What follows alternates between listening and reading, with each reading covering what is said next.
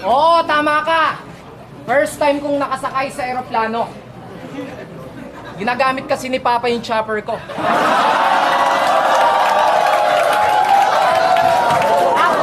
Totoo.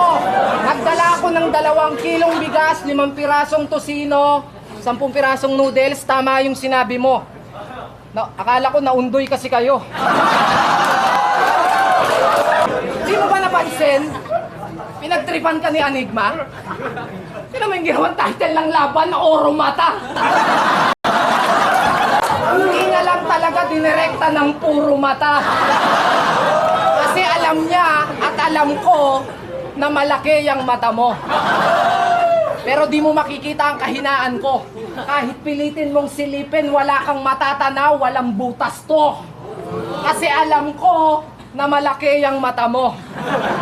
Pero ba't di mo makitang talo ka na? Mula first round sa pool ka sa lahat ng mga punchlines ko, partida kahit pikit mata. Kasi alam ko na malaki yung mata mo. Pero wala kang karapatan para ako ay matahin. Dahil kumpara sa'yo pagdating sa angles, mas magaling akong tumingin. Kasi alam ko na malaki yung mata mo. Kitang-kita naman.